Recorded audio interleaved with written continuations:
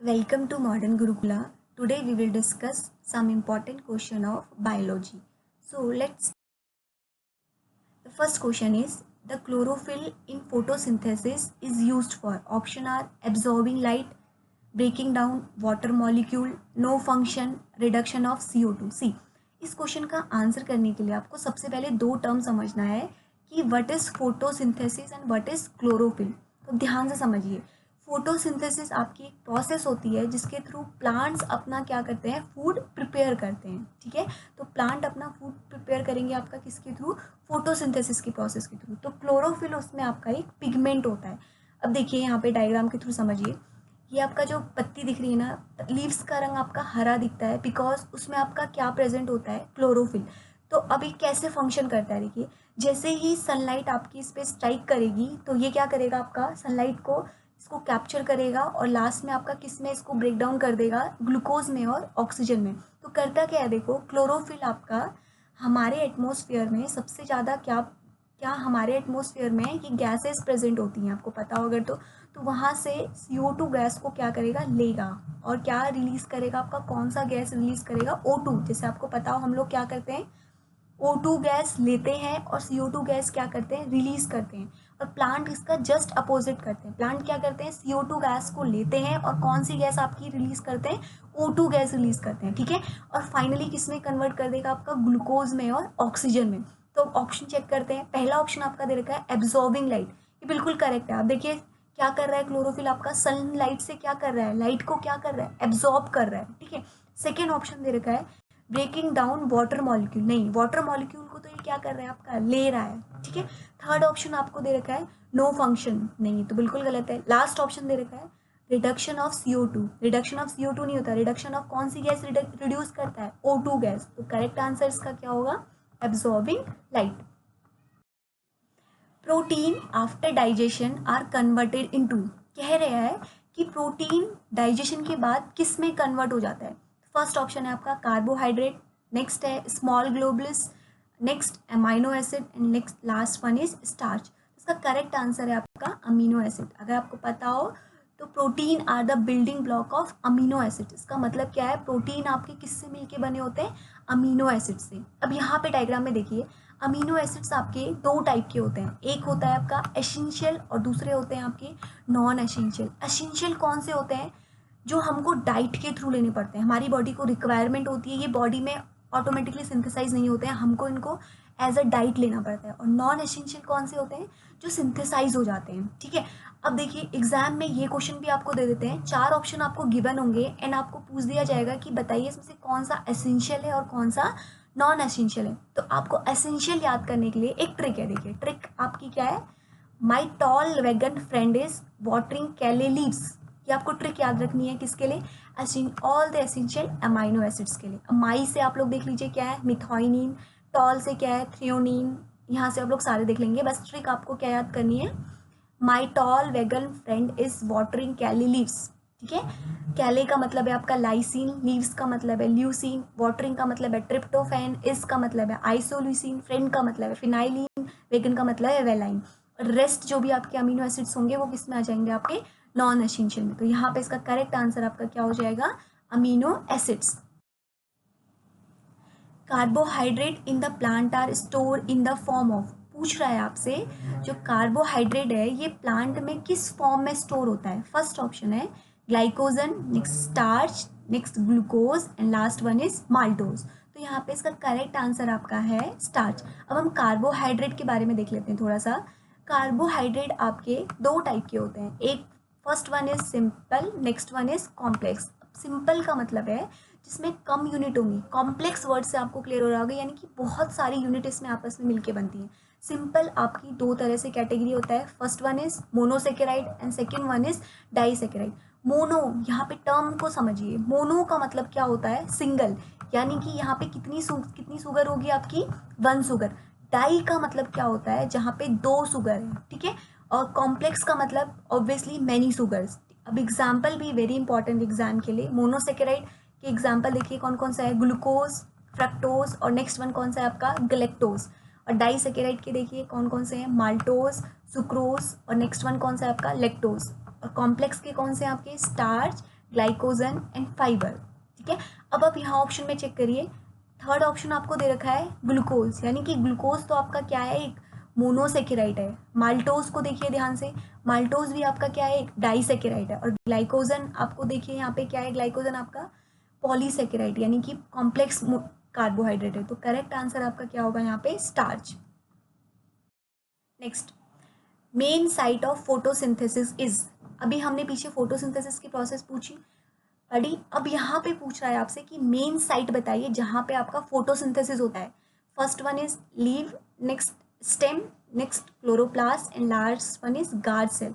अब यहाँ पे इसका करेक्ट आंसर है आपका क्लोरोप्लास्ट। ठीक है, अब देखिए क्लोरोप्लास्ट का फंक्शन क्या होता है, capture energy from the sun and change into the food. क्या करता है, देखो सन से एनर्जी को क्या करता है, ये आपका कैप्चर करता है और चेंज करता है किसमें, किसमें चेंज करता है, ये आपका फूड में। यानी कि सोलर एनर्जी को ले रहा है, उसको किस में चेंज कर रहा है, आपका केमिकल एनर्जी में, फॉर प्लांट्स। किसके लिए करता है, प्लांट्स के लिए। कौन सी प्रोसेस कहलाती है आपकी, फोटोसिंथेसिस। आ रहा है समझ में, क्लोरोप्लास्ट आपका क्या करेगा, सोलर एनर्जी को कैप्चर करेगा एंड कन्वर्ट करेगा किसमें, केमिकल एनर्जी में। सन से सोलर एनर्जी लेगा और फूड को, यानी कि फूड के लिए किसमें कन्वर्ट करेगा, केमिकल एनर्जी में। अब इसका स्ट्रक्चर देख लेते हैं, contain a green pigment.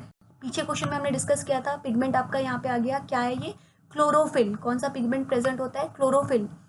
Not found in animal cell. अब देखिए दो टाइप की सेल होती है आपकी, एक होती है प्लांट सेल और दूसरी होती है आपकी एनिमल सेल। तो यहाँ ये किस में प्रेजेंट होता है आपका, ओनली ओन किसमें, एनिमल सेल में। अब यहाँ पे एक डायग्राम भी देख लीजिए प्लांट क्लोरोप्लास्ट का, outer membrane, inner membrane, just for information आप लोग इसको अच्छे से देख लेना। ठीक है,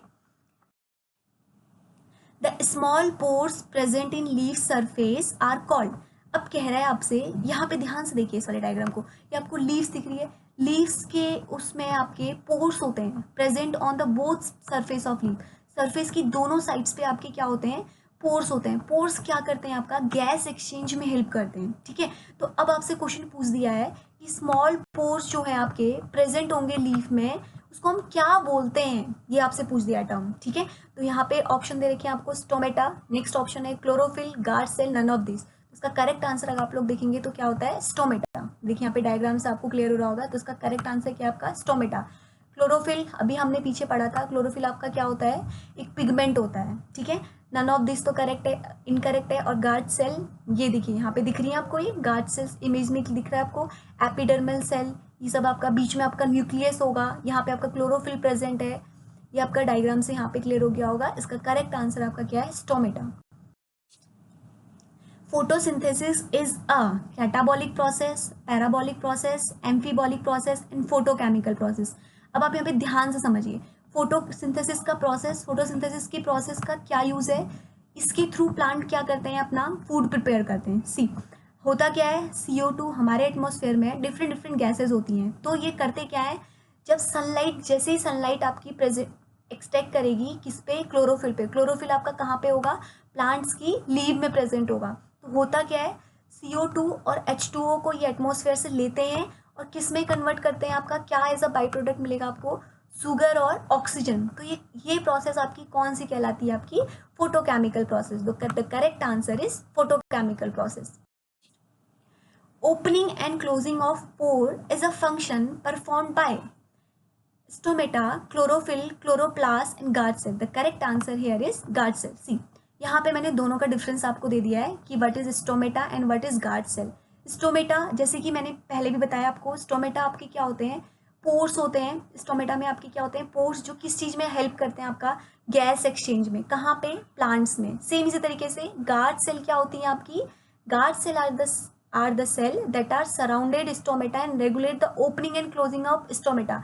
किसमें हेल्प करती है आपकी, देखिए ध्यान से देखिए यहाँ पे, regulate the opening and closing of stomata, यानी कि स्टोमेटा को रेगुलेट करती है गार्ड सेल। ठीक है, next function, provide space for exchange gas and moisture. ये क्या करता है आपका, regulate opening and closing of stomata. Ability to photosynthesize, yes obviously ये फोटोसिंथेसाइज में हेल्प करते हैं, ये नो।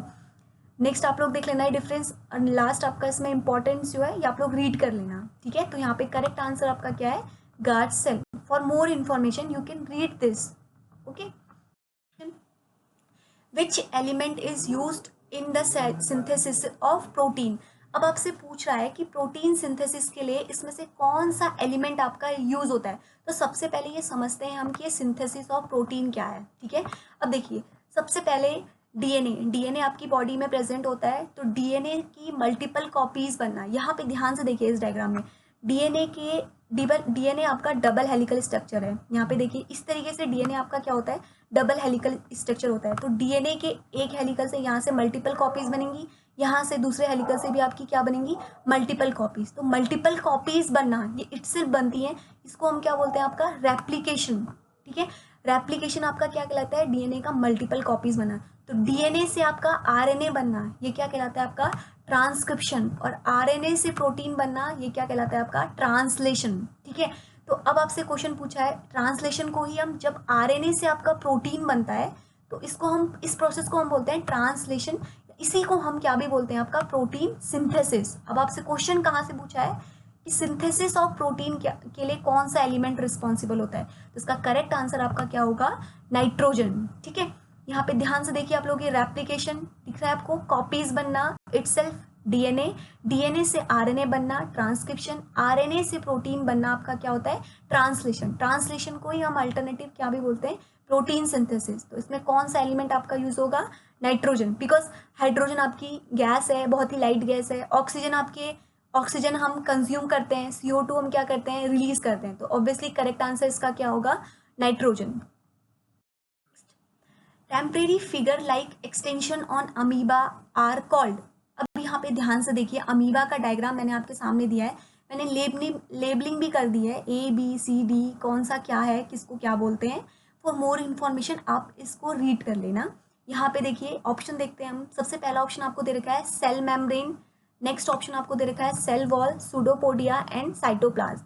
अब आप ध्यान से देखेंगे तो सेल वॉल आपकी एक प्रोटेक्टिव वॉल, वॉल से समझिए, वॉल का मतलब क्या है, एक दीवार जिसको हिंदी में हम बोलते हैं। तो सेल वॉल आपका क्या करता है, प्रोटेक्शन में हेल्प करता है। तो ये ऑप्शन तो आपका एलिमिनेट हो गया। नेक्स्ट आपका cell membrane, cell membrane is like plasma membrane, जो आपका फैसिलेट करता है, एक फ्लेक्सिबिलिटी प्रोवाइड करता है। ठीक है, साइटोप्लाज्म यहाँ पे नहीं, यहाँ पे देखिए सेल मेम्ब्रेन आपका क्या करता है, control movement of substance into and out of the cell, यानी कि फ्लेक्सिबिलिटी आपको दे रहा है। ठीक है, और लास्ट ऑप्शन आपको देखा है साइटोप्लाज्म में। तो इसका करेक्ट आंसर आपका क्या हो गया, सूडोपोडिया। यहाँ पे मैंने लेबलिंग करके कर दिया, मोर इन्फॉर्मेशन इसको भी आप लोग रीड कर लेना।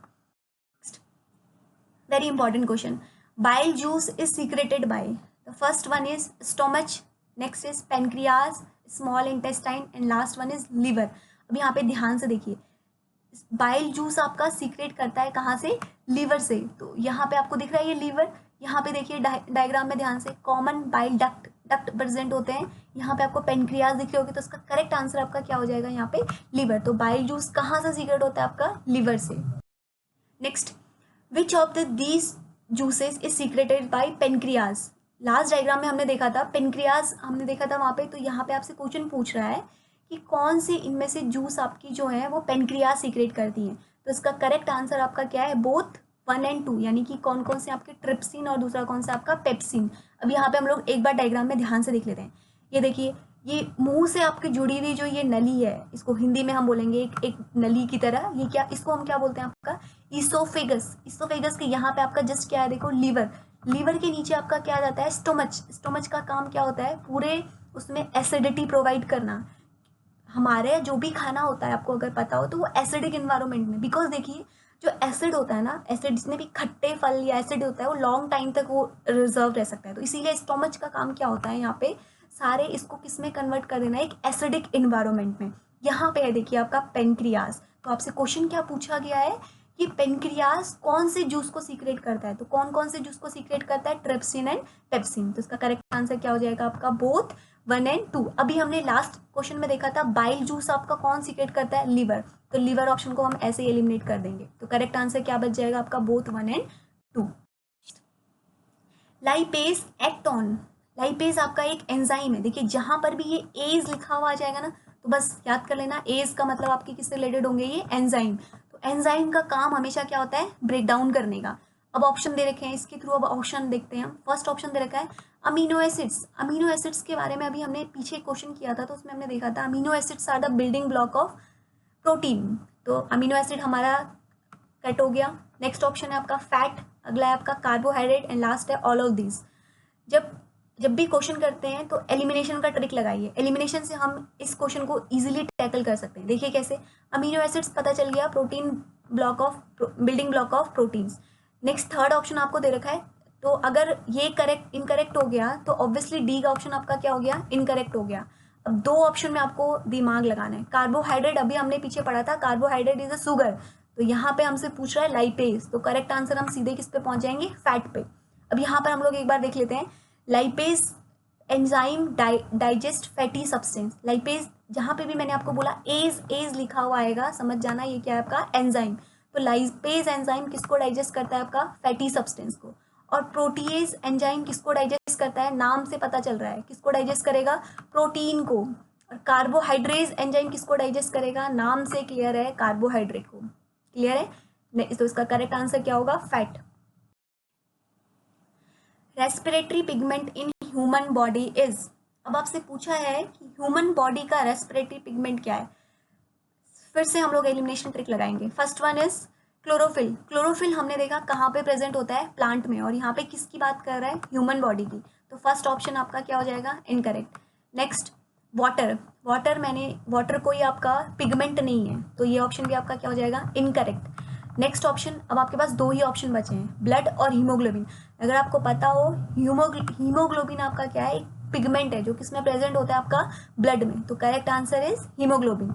अब हम लोग यहाँ पे फॉर मोर इन्फॉर्मेशन आप लोग यहाँ पे देख लेना, हीमोग्लोबिन का फंक्शन मैंने आपको बता दिया है, ठीक है। यहाँ पे आप लोग मोर इन्फॉर्मेशन के लिए इसको रीड कर लेना। Next question, blood consist of what fluid medium. अब आपसे पूछ रहा है कि ब्लड जो है कंसिस्ट करता है कौन से फ्लूइड मीडियम को। फर्स्ट ऑप्शन दे रखा है लिम्फ, सेकेंड दे रखा है प्लेटलेट्स, थर्ड दे रखी है प्लाज्मा, एंड नेक्स्ट लास्ट दे रखा है ऑल ऑफ दिस। अब देखिए यहाँ पे ध्यान से, जो ब्लड से होती है आपकी तीन टाइप की होती है, WBC, red B RBC, WBC, and last one is आपकी कौन सी होती है, प्लेटलेट्स। और ये जो मीडियम है, अब देखिए ये आपका एक मीडियम होता है, ठीक है। अब आपसे पूछ रहा है कि कौन सा मीडियम की बात कर रहा है, देखो व्हाट फ्लूइड मीडियम पूछ रहा है, ठीक है। अब इसके ऊपर आपकी सेल आर डिफरेंट सेल्स हैं, कौन कौन सी सेल है, RBC, WBC एंड प्लेटलेट्स, ठीक है। WBC को हम लोग आपकी फाइटर सेल भी बोलते हैं, ठीक है। RBC का कलर आपका रेड दिखता है। अब यहाँ पे देखिए, ध्यान से देखिए, तो ये आपको दिखाई गई है RBC सेल्स, ये दिखाई गई है आपको WBC, ये प्लेटलेट्स। तो कौन यहाँ पे आपका एक मीडियम की तरह प्रोवाइड कर रहा है, ऑब्वियसली क्लियर है, यहाँ पे क्या है, प्लाज्मा। तो कौन यहाँ पे इसका करेक्ट आंसर क्या होगा, आपका plasma. Next, on cell thick vessels are called. पूछ रहा है आपसे क्वेश्चन कि जो थिक वेसल्स होती हैं सेल की, उसको हम क्या बोलते हैं। फर्स्ट है आपका ऑप्शन आर्टरीज, सेकेंड ऑप्शन दे रखा है वेंस, थर्ड दे रखा है कैपिलरीज, एंड फोर्थ ऑप्शन दे रखा है पल्मोनरी आर्टरीज। तो करेक्ट आंसर यहाँ पे आपका क्या है, कैपिलरीज। हियर यहाँ पे मैंने तीनों के आपके डिफरेंस दे दिए हैं, number 1 is arteries, number 2 is capillaries, and number 3 is veins. For more information you can read this. इससे आपको क्या होगा कि तीनों की क्लैरिटी एक ही क्वेश्चन में हो जाएगी। तो आप लोग इसको क्या कर लेना, एक बार रीड कर लेना, ठीक है। तो करेक्ट आंसर यहाँ पे क्या है इसका, capillaries. Next, which section of DNA provide information for one protein. This is a very important question. ध्यान से देखिए, यहाँ पे आपसे पूछ रहा है कि कौन सा सेक्शन आपका DNA का इंफॉर्मेशन प्रोवाइड करता है। तो सबसे पहले हम लोग DNA का डायग्राम देख लेते हैं कि DNA क्या है। देखिए यहाँ पे डायग्राम आपको दिख रहा है, DNA आपका एक डबल हेलिकल डायग्राम होता है, ठीक है। इसमें आपके बीच में क्या होते हैं, बेस पेयर्स होते हैं, दिख रहे हैं आपको ये बेस पेयर्स। बेस पेयर्स कौन कौन से होते हैं, 4 होते हैं, adenine, guanine, cytosine, adenine, thymine, guanine, cytosine, 4 आपको यहाँ पे बेस पेयर दिख रहे हैं। और जो ये बॉडी होती है ना इसकी, ये किसकी बनी होती है, आपकी फॉस्फेट की, ये शुगर फॉस्फेट की बनी होती है, ठीक है।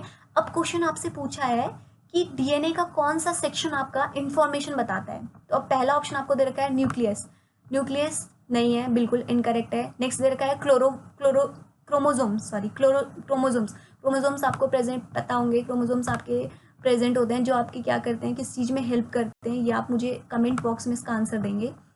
ट्रेट, और लास्ट आपको दे रखा है जीन। तो यहाँ पे करेक्ट आंसर आपका क्या है, gene. Which of the following can be characteristics. अब आपसे पूछा है कि इसमें कौन से आपको करेक्टरिस्टिक्स दिख रहे हैं, कौन सा ऑप्शन आपको एज अ करेक्टरिस्टिक शो हो रहा है।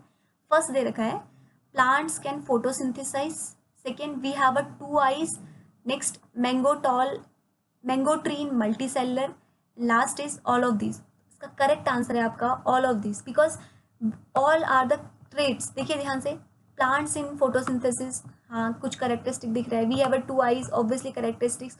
इसका करेक्ट आंसर आपका क्या है? D. Next question, homologous organ have, अब यहाँ पे इस क्वेश्चन को ध्यान से समझना, एलिमिनेशन ट्रिक हम लोग लगाएंगे। होमोलोगस, होमो का मतलब क्या होता है आपका, जहाँ पे भी होमो, होमो वर्ड का मतलब होता है आपका सेम, और हेट्रो वर्ड का मतलब होता है डिफरेंट। अब आपसे पूछा है होमोलोगस ऑर्गन, अब हम होमो सेम वर्ड से हम 2 ऑप्शन एलिमिनेट कर सकते हैं। कौन कौन से option? Option B and option D, because यहाँ पे क्या पूछा है? डिफरेंट डिफरेंट स्ट्रक्चर, तो डिफरेंट स्ट्रक्चर बिल्कुल नहीं होगा। होमोलोगस का मतलब क्या होगा? Same structure. अब हमारे पास 2 चीजें बच गई, 2 ऑप्शन बच गए, अब हमें 2 ऑप्शन से हमें आंसर को करेक्ट करना है। तो होमोलोगस ऑर्गन है, तो अब पूछा है सेम स्ट्रक्चर, सेम स्ट्रक्चर, तो बिल्कुल सही है। फर्स्ट ऑप्शन में आपको दे रखा है same structure and same function, second में दे रखा है same structure but different function. तो होमोलोगस ऑर्गन जो होते हैं आपके, उनमें स्ट्रक्चर तो सेम होता है बट फंक्शन क्या होता है आपका? Different. Correct answer is C. Next question, which of the following is a biodegradable substance. अब बायोडिग्रेडेबल सब्सटेंस को समझिए। बायोडिग्रेडेबल सब्सटेंस का मतलब होता है जो इजीली क्या हो जाते हैं आपके? डिग्रेड हो जाते हैं, ठीक है। तो फर्स्ट ऑप्शन है ग्लास, बिल्कुल नहीं, ग्लास आपका डिग्रेडेबल नहीं है। नेक्स्ट रखा है plant, next plastic and polythene. आपको पता है प्लास्टिक और पॉलीथीन पे बैन भी इसलिए हो रहा है क्योंकि ये कौन से प्रोडक्ट हैं आपके? Non biodegradable. तो correct answer here is plant. Next question, which of the following is a non biodegradable. Same question का जस्ट अपोजिट दे दिया है, नॉन बायोडिग्रेडेबल। अब देखिए यहाँ पे वर्जिन प्लास्टिक्स ये हो जाती हैं बिल्कुल। Next plastics, plants and plant products producer, तो क्या करेक्ट आंसर होगा इसका? प्लांट। ऊपर ही प्लास्टिक, सॉरी ऊपर ही हमने देख लिया था, प्लास्टिक्स आपके क्या होते हैं? Non biodegradable.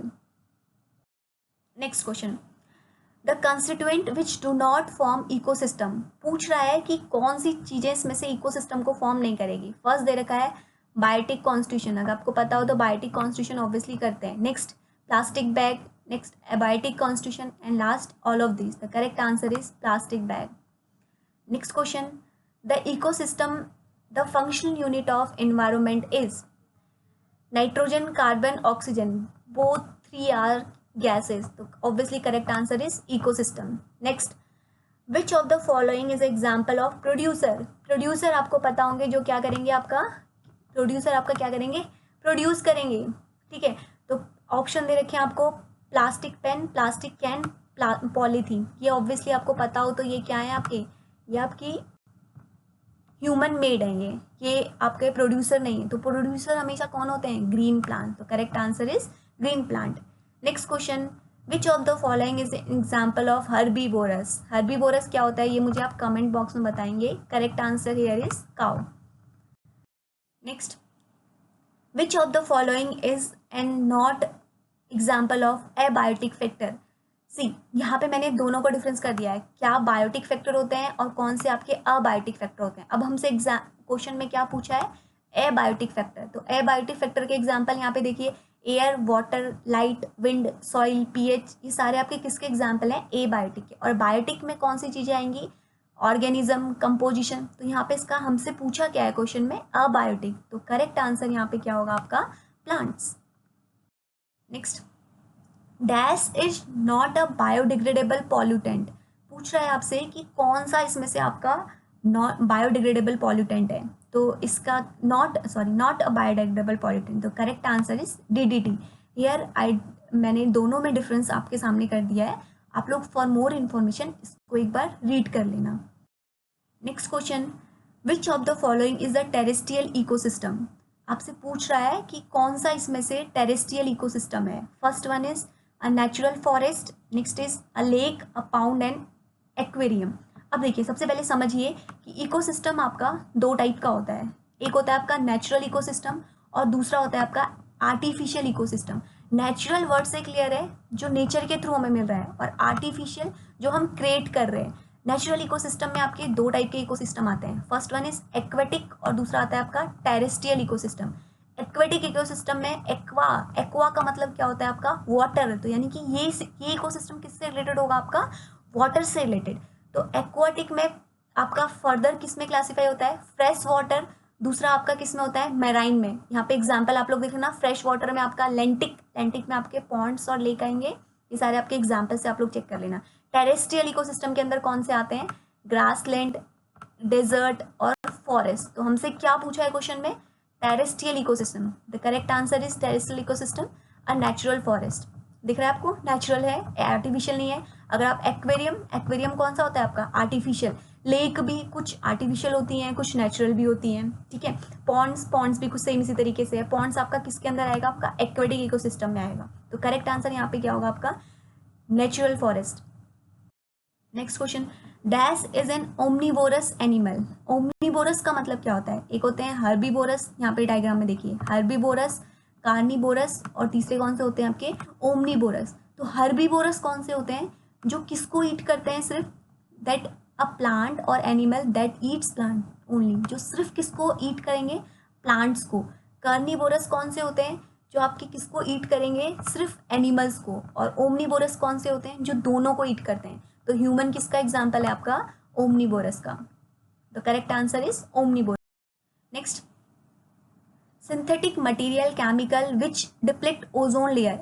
आपको पता है ओजोन लेयर, देखिए हमारे एटमोस्फेयर में डिफरेंट डिफरेंट लेयर्स होती हैं। सबसे नीचे वाली लेयर आपकी होती है ट्रोपोस्फेयर, उसके ऊपर होती है आपकी स्ट्रेटोस्फेयर, उसके ऊपर मीजोस्फेयर, थर्मोस्फेयर, एक्सोस आयनोस्फेयर, और सबसे ऊपर आपकी कौन सी होगी, एक्सोस्फेयर। अब सबसे पहले समझिए कि ये ओजोन लेयर करती क्या है। ओजोन लेयर हमें प्रोटेक्ट करती है, किससे प्रोटेक्ट करती है, सन से डिफरेंट डिफरेंट हार्मफुल रेज आती हैं। तो सन से आने वाली इन हार्मफुल रेज को हम तक पहुंचने से क्या करती है, ये प्रोटेक्ट करती है। तो कौन सी लेयर में प्रेजेंट होती है, ओजोन लेयर आपकी स्ट्रेटोस्फेयर में प्रेजेंट होती है। तो आपसे क्वेश्चन पूछ रहा है कि कौन सा केमिकल सब्सटेंस जो है आप ओजोन लेयर को क्या करते जा रहा है, डिप्लीट करते जा रहा है। आपको पता हो ओजोन लेयर हमारी क्या होती जा रही है, पतली होती जा रही है, घटती जा रही है। तो जिसकी वजह से अगर ओजोन लेयर खत्म हो जाएगी तो पूरी की पूरी सन से आने वाली हार्मफुल रेज हम तक पहुंचेंगी, और जिसकी वजह से कैंसर, ये सारी चीज़ें हमारे इसमें क्या हो जाएंगी, बहुत ज़्यादा कॉमन हो जाएंगी।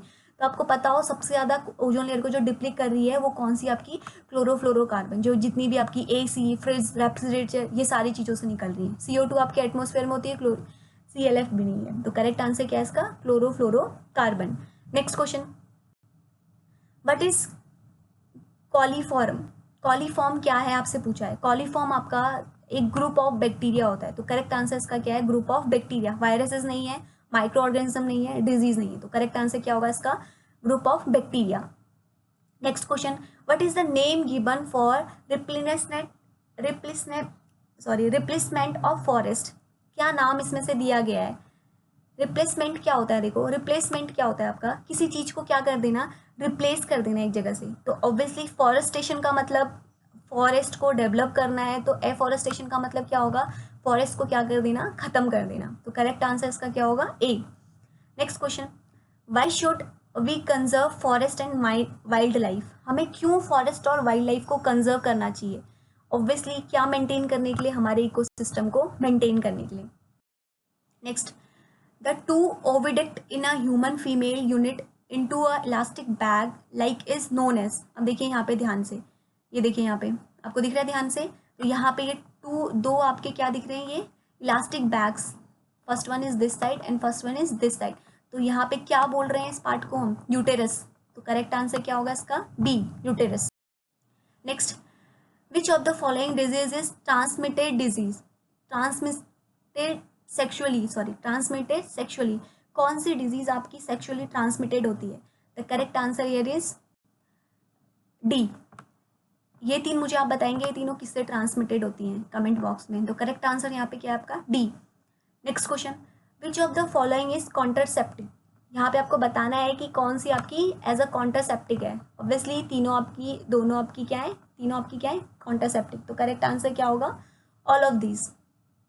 Next, when an animal is cut into a piece and each piece grow into a complex organism, what is the process। ध्यान से देखिए, एक पीस को आप क्या कर रहे हैं, कट कर रहे हैं, और फिर से जो एक कटा हुआ पीस है ये फिर से आपका क्या हो रहा है, एक कॉम्प्लेक्स प्रोसेस में आ रहा है। तो यानी कि हम लोग कर कौन सा प्रोसेस है, रीजनरेशन। पहले हमने एक पीस को हमने कट किया, देन उसी पीस से हमने क्या किया, रीजनरेट किया। तो सीधे सीधे आंसर पता चल गया, इसका करेक्ट आंसर क्या होगा, regeneration.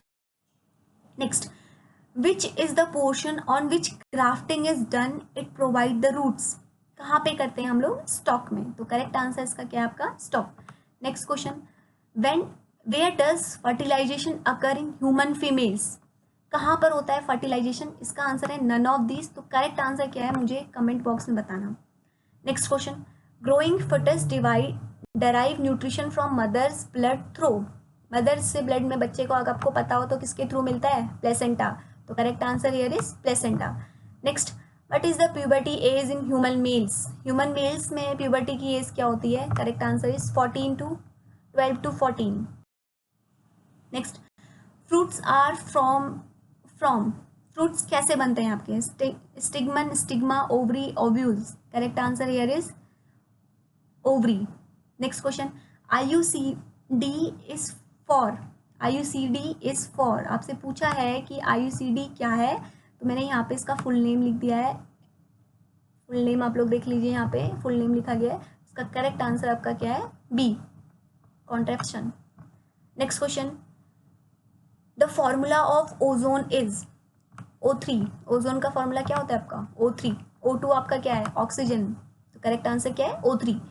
Next, the number of atom of oxygen present in ozone are. कितने नंबर ऑफ एटम प्रेजेंट हैं? 3, यानी कि करेक्ट आंसर इज 3।